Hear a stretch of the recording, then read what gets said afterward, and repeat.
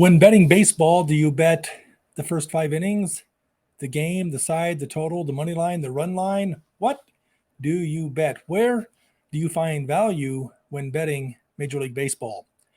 Scott Pritchard, professional sports bettor, senior handicapper, VegasInsider.com. I've been in Vegas since April of 1993. I've won sports handicapping contests in this town, and I can tell you that I've learned a ton. Many attributes you must possess to be a successful sports bettor. It is not for the faint of heart. One of the reasons a lot of people lose betting sports is because they have a real job. They don't have time to shop and dissect and find value in betting numbers. They don't have time to research who the umpires are for a baseball game or who's in the starting lineup. You are doing yourself a tremendous disservice because ultimately you are always betting into a negative. When betting sports, I flip-flop the odds by having an informational advantage with a good number, a good odds to bet into, meaning I almost always beat the index. I almost always beat the closing number, which means instead of being a small favorite to lose, I become a small favorite to win. And I've relied on this for the past 4 decades. Been betting sports a long time, and I've learned a ton, and I continue to share what I've learned on this channel. Let's talk specifics: baseball, sides, totals, money lines, run lines, first 5 innings, first inning, listed pitchers, action. What do you bet? How do you bet it? Why? Let me just say one thing. I don't care what you do or how you do it. Do more of what works and eliminate what doesn't. What does that mean in English? I'm glad you asked. For me, I've got commitment issues, relationships, everything is temporary. I can tell you that in sports betting, the same thing. Who's your favorite team? Whoever's on my ticket.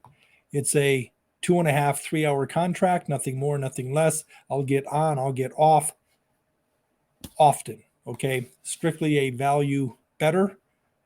I bet numbers. I bet value. I will not bet teams. When it comes to baseball, I tend to lean on the first 5 innings of a game. Why? Because the odds are generally set based on who the starting pitchers are. You could be a very sharp baseball handicapper, but respectfully, you, me, no one, not even the manager as we speak, knows who's going to be pitching in the 6th, 7th, 8th, 9th inning, not to mention the 11th, 12th, 13th inning. So you're gambling. As a professional sports bettor, I try to minimize randomness. So the pitcher who starts the game is not the pitcher on record unless he goes the 5 innings.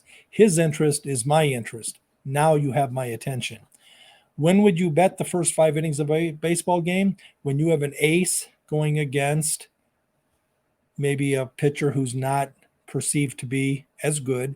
You're going to pay a premium. The odds are going to reflect the fact that he's better. But here's the key.